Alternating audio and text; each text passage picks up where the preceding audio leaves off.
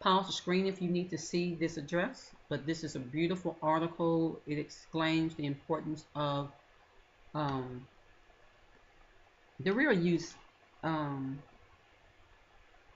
that most people actually in the day use bee honey for. Okay, war and bee honey, or war and bees, military application, apiculture. It would probably be easier to enumerate the cultures which did not chronicle some kind of use of bees as weapons, since the motif is so pervasive. Most of these accounts are historical rather than mystical. So they don't want you to blow this off as, oh, it's just mystical. No, it's historical, okay? One of the earliest of these, from the 1st century BC, records the misfortunes of a Roman campaign led by Pompey the Great against the Heptachemites in Asia Minor. Interestingly, it is not the bees themselves that are employed in this instance, but rather their honey. So they didn't use bees to send a swarm of bees to sting the people. They used the bees' honey. About 1,000 of Pompey's Roman soldier troops were passing through a narrow mountain pass when they encountered a cachee of honey. The soldiers, accustomed to raiding and looting to augment their provisions, halted their advance and eagerly devoured the honey. Eagerly devoured the honey. They ate the honey, and soon became afflicted with delirium and violent seizures of vomiting and purges. In such a condition, they were easily defeated by the local Heptachemite defenders, who took their cue to attack. It seemed that the honey had been left in the soldiers' path, not in an act of flight from the advancing forces, but a poisonous bait to stupefy them. Okay? Right here, I also want to read this before I move forward, this portion here. Yeah, okay. The poisonous honey is then fed back to the bees during time of drift if it hadn't been used first for national defense. And there's another story down here about a Slavic lady at her son's funeral, and she knew some people that had pretty much had part in killing her son, and she used honey. So the Romans definitely, Japhet definitely knows their culture well enough, and they celebrate it. Now, Yahuwah says, thus said Yahuwah, learn not the way of the heathen, and be not dismayed at the signs of heaven, for the heathen are dismayed at them. Jeremiah 10 and 2, Jeremiah 10 and 2. Now, this is Yahuwah, and we have to listen to him. He says, tell us, don't learn it, don't learn it. In order to learn it, you have to practice it, try it, be engaged in the whole concept of it. We just can't do it. We can't even entertain it. Just like Shua, Eve with the tree of knowledge of good and evil in the midst of the garden. And that's why the serpent asked her, and Yahuwah allowed the serpent to come and talk to her, because Yahuwah knows our thoughts are far off. See, his ways are above the heavens, is above the earth. He already knows if you're going to try to find an excuse or way to use something unclean, he says don't use. Because there are many aspects and many reasons why we should not engage in something that's unclean. Even though you may see a benefit for yourself and others to use this substance and other things that are labeled unclean. We can't put them in a clean category when Yahuwah puts them in the unclean category. Why? Because Leviticus 20 says in 25-26, we need to put different separation between clean and unclean, beast and fowl. So we shall be holy unto Yahuwah, severed from other people. Learn not the way of the heathen. We have to be separate from the heathen.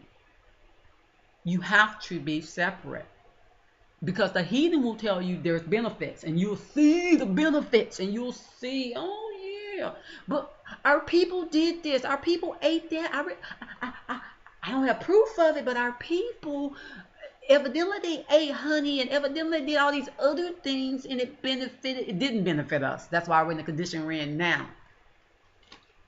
Because we're always trying to be like Chua, Eve. We're always trying to talk to the serpent, and Yahuwah letting the serpent talk to you, because he knows that man's heart is deceitfully wicked. And even in your simplest, sincerest way of saying, well, I don't see anything wrong with that. Well, he says it's unclean. He's unclean. And you should avoid it. Don't even learn how to deal with it. You should not learn the ways of the heathens, how they benefit from it. I know you see other people benefiting from it, and I know you heard our folks benefit from it. But look what we're at now, because we don't know how to separate and put a difference between clean and unclean. And this is the thing. The heathen celebrate things that we can't celebrate. Look at this in London.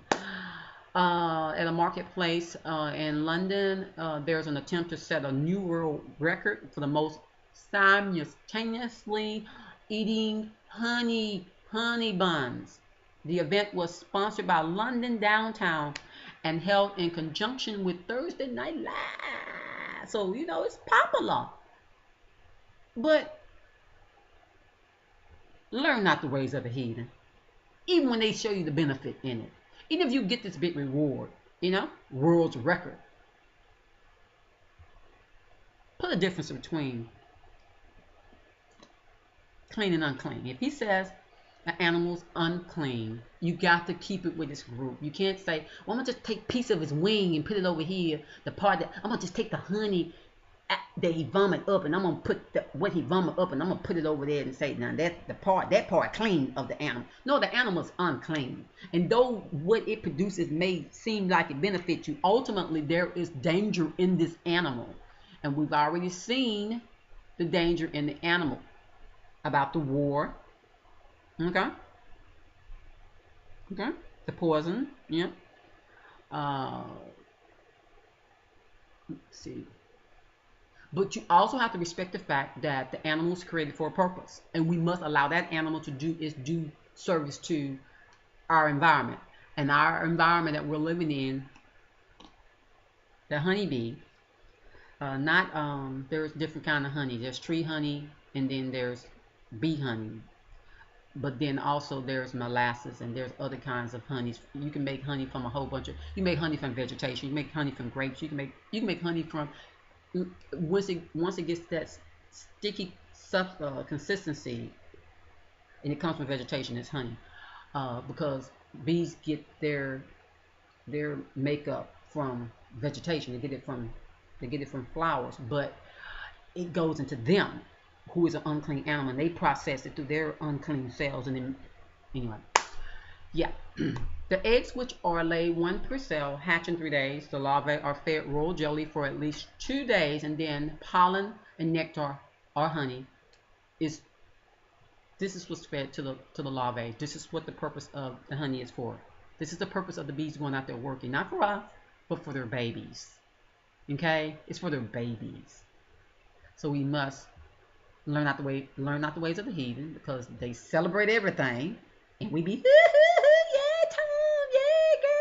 No, separate, please. Please start making a difference between clean and unclean, even if it looks like it's beneficial to you. Because people will tell you it's beneficial, but Papa knows that there's harm in it. He knows that there's harm. There's poisonous honey. So he already knows. He already knows. But we so smart. You know, the tree of knowledge of good and evil. So this brother did a really wonderful job at explaining the difference between, you know, honeybee and boiling down grapes and molasses off trees. yahuwahslife.com/images/honey /beware !!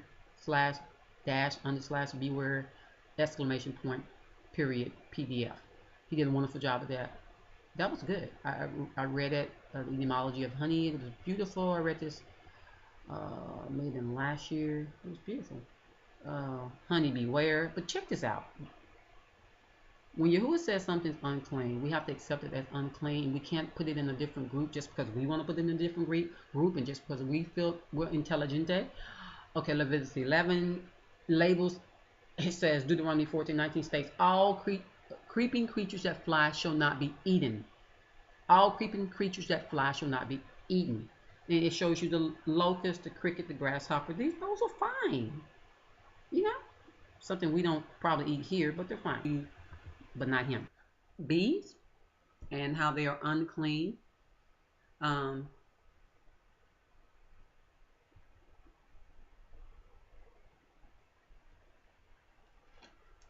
Giving you a second to view the characters.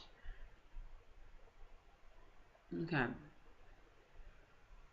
Leviticus 11:20, verse 25. Yahuwah gave specific instructions as to what kind of insects we could eat. Every flying insect that creeps must have jointed legs above their feet in order for us to consume them. Then he specifically named locust, cricket, and grasshopper. Verse 23 states all flying insects with 4 feet are an abomination. All other flying insects with 4 feet are an abomination. It is important to note that Leviticus 11 specifies specific insects, but Deuteronomy 14:19 states, all creeping creatures that fly shall not be eaten. When we run these two passages together, line upon line, precept upon precept, command upon command, you know what I'm saying? Bees are disqualified in both. Notice the legs of the flying insects. Yahuwah said we can eat. Now these are the three here. The yellow one, legs stick up over the back. In the middle, legs are up over the back.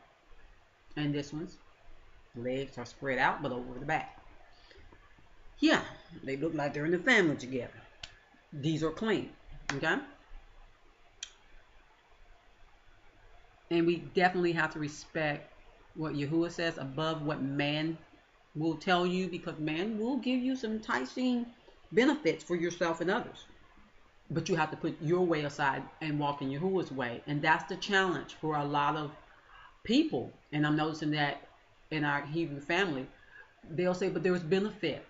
I see benefit. And you'll be looking like, yeah, but the tree of the knowledge of good and evil seemed beneficial, didn't it? And even though Yahuwah didn't tell Eve not to touch the fruit, she inferred that she knew not to touch the fruit because the fruit was part of the tree. Even though when she touched the fruit, she didn't die.